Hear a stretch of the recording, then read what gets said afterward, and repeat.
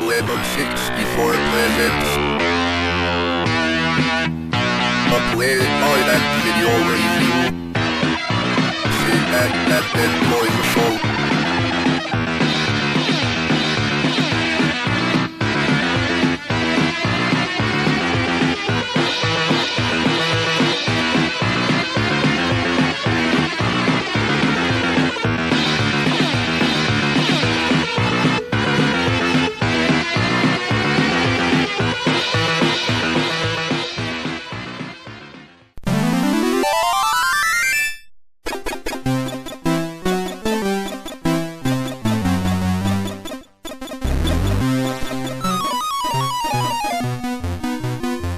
Hey there, welcome to another Lemon C64 play guide and review.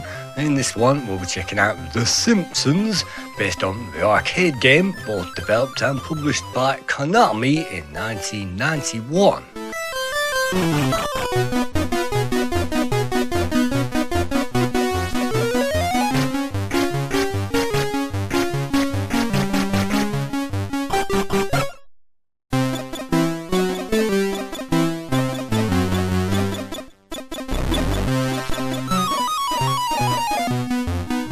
After a cartoon intro, we get to the actual high score table where we can see a number of high scores, and we also get the title screen which leads back to a cartoon introduction.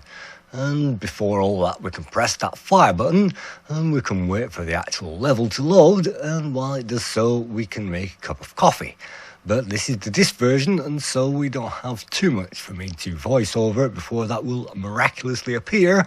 And having done that, we can see that we can choose one of 4 Simpsons characters, because as we shall see in the introduction, Maggie is stolen, and unfortunately Mr. Burns needs a diamond, and it's up to us to go and stop him. Let's choose Bart Simpson, let's press fire, and let's check this game out.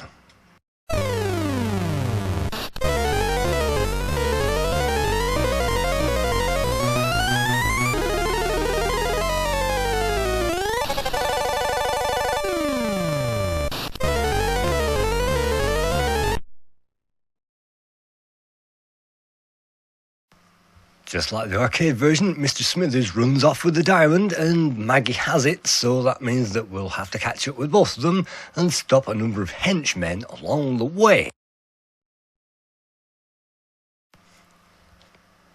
Here we are, this is stage 1, and apparently it's still loading the first level, and this is a side scroller where we get to beat up a few guys, and this isn't quite a final fight, as you are about to see.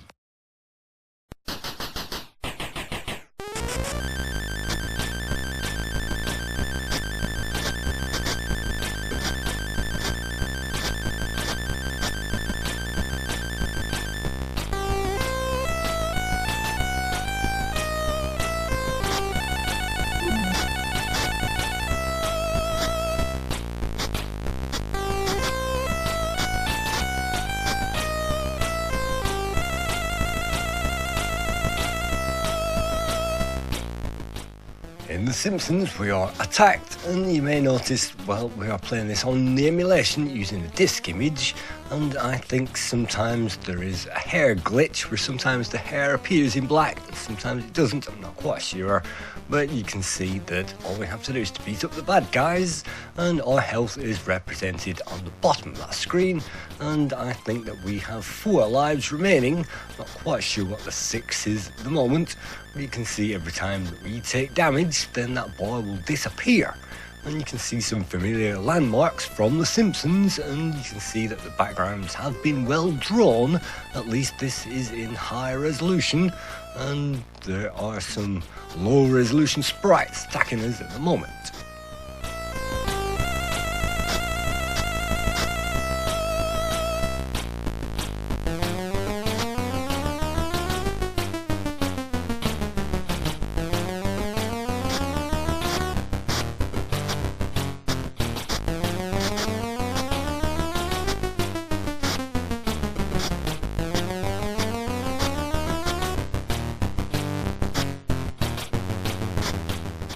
like 720 degrees, our main weapon of choice is the skateboard, in this particular case of the characters that we can choose. And you can see that we can pick up signs and things in the background and throw those at guys, and we can interact with the dog in the pet shop. But apart from that, this game does have some character. You can see we now have 13 of something, which I'm presume now is the score, as we totally miss with that sign as we try to get further in this beat-em-up game.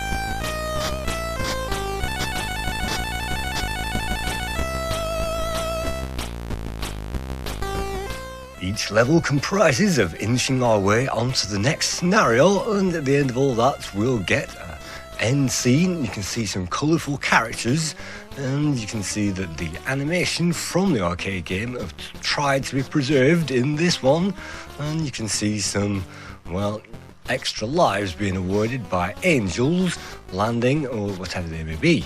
And you can see that, well, some water in the face doesn't really harm us at this stage, and we only have 2 lives left, and we are rapidly approaching the end of level boss.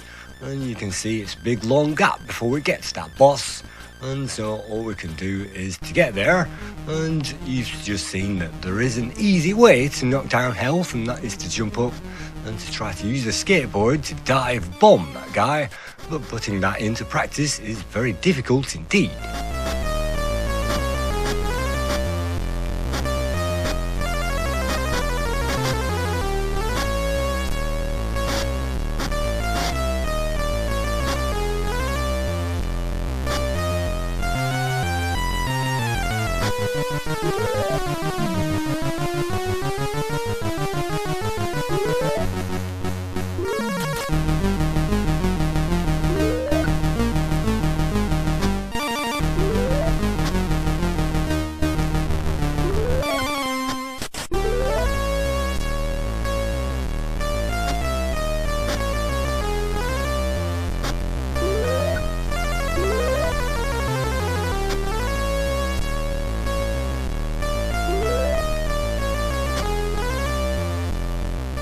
And having lost another life, it's an angel which looks more like a crow, and we have now another fighting chance against this very easy boss.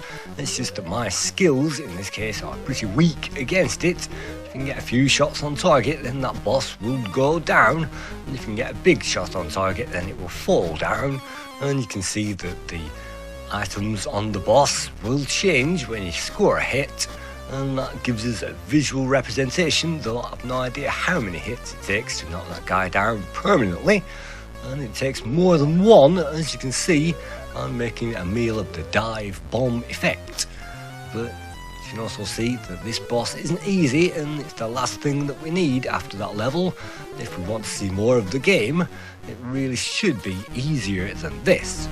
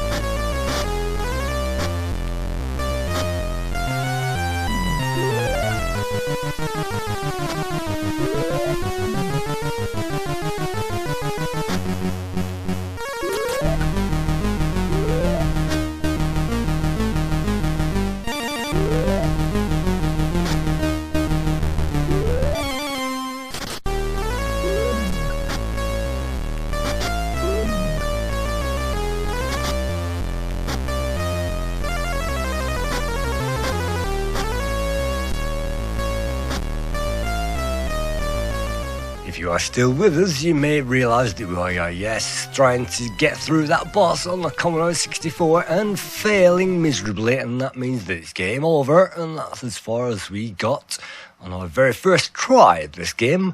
And yes, I've never seen or played this game before, ever.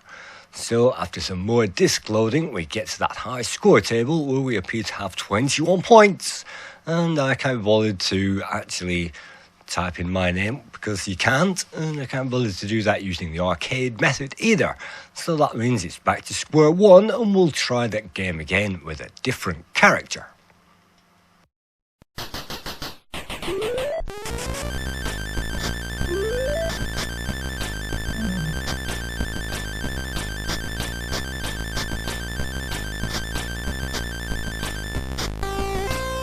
Despite a few bugs on this particular setup, you can see that this game is trying to be faithful to the arcade original, which was apparently released in 1991 by Konami, and they handed the job of converting this to the Commodore 64 to a bunch of Hungarians.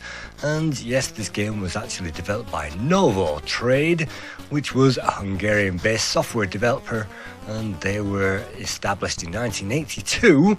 You may remember those guys actually created and developed the Mission Impossible 2 game for the Commodore 64 and the Amiga, and Novo Trade actually went on to the Echo the Dolphin series for the Sega Mega Drive, and they actually still go today under the Appaloosa Interactive label.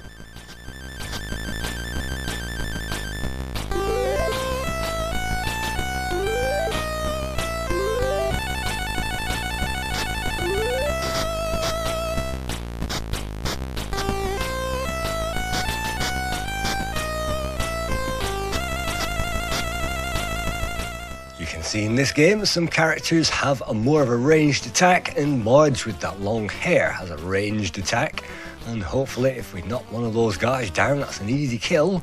And she's also wielding a vacuum cleaner, which means that we can knock those guys in the nuts and they will fall down to the floor, and that's the easy way to kill them. And so Marge in this particular case is slightly easier, although having never played this game before, you can still see I'm making a meal of it, and my first life is almost over straight away. Let's see if we can lob this, and yes, that's another strike.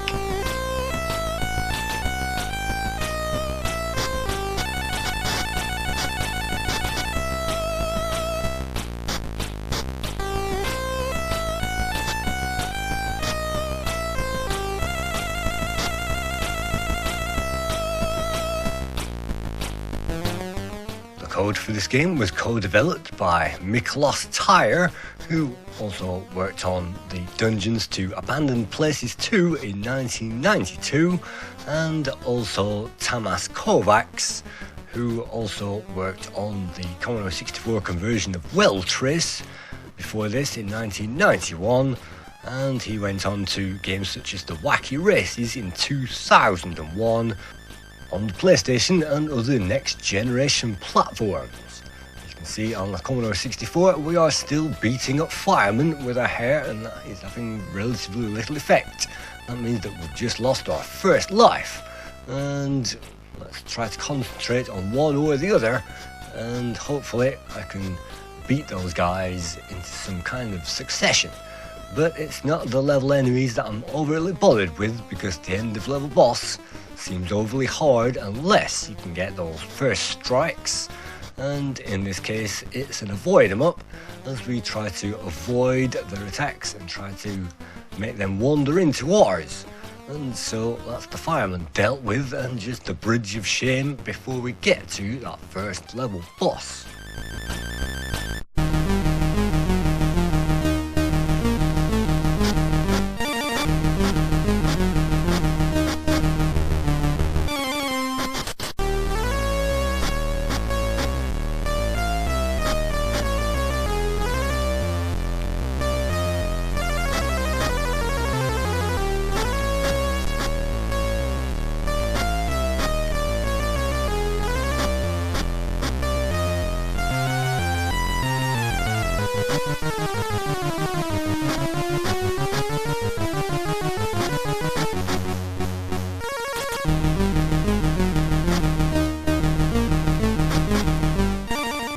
case, standing right next to the boss means that we lose a lot of energy all in one go, and that is definitely not the way to do it. And so we can see another life flying in, and we still have 2 lives to go, and it would seem that this boss, everything it does is lethal, but when it's walking diagonally, sometimes you can get that on the diagonal, and it doesn't seem to be as lethal as long as I master these controls, which are not easy, has to be said, on the Commodore 64.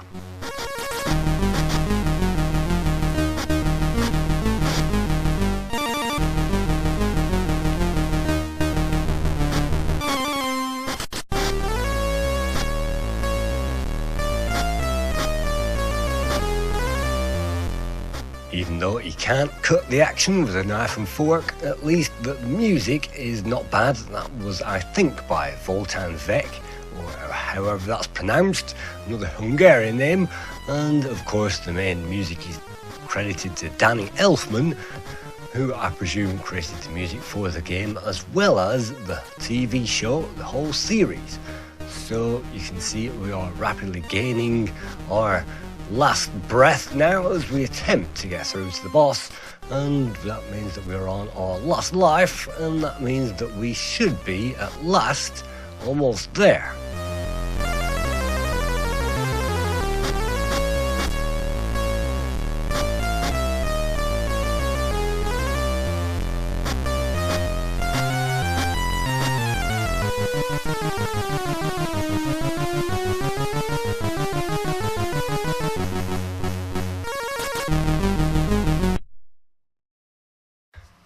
After all of that, we are treated to the sensational next chapter, which begins with us turning over that disc and loading it up.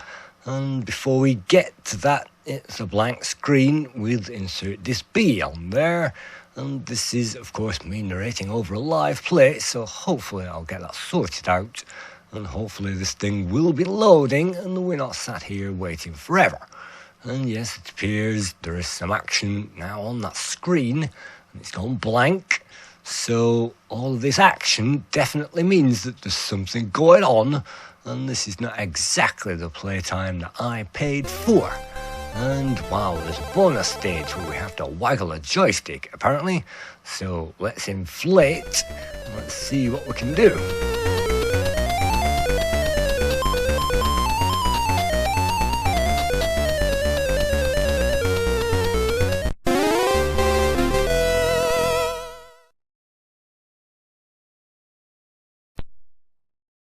In that case, we finished joint second behind the CPU player, and unfortunately that leads on to the second level, which is still loading off the disc version.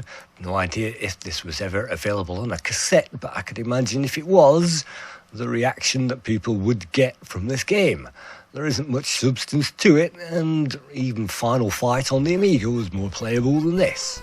So here we go, Marge has made it to what looks like a fairground. You can see a train in the background and some nice animation, and I'd say the graphics are definitely the best part about this game, and the animations are fine. The high-res overlay backgrounds you can see with the signs in the background are very well done, and I really do love the feel of this game, even though there really isn't something great about the music, and definitely something not brilliant about the gameplay.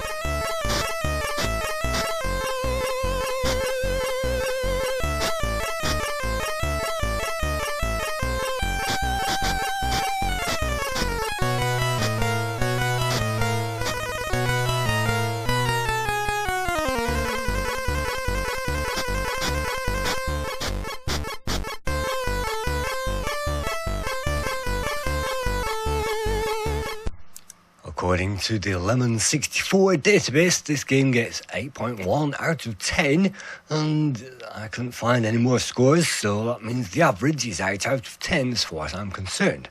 I think the graphics and the music are okay, but if this was ever released, then a cartridge version would be absolutely critical, and I think some kind of collision bug fix would be in order. But I think they did a pretty good job, and I would say the graphics and the music aren't bad at all. So here we go, that's a massive score of 24 points scored by me on this particular game. And for this time I will definitely put my name to it. So that's the Simpsons based on the arcade game, which I've called Simpsons the Arcade, which is just basically the Simpsons if you look for that online.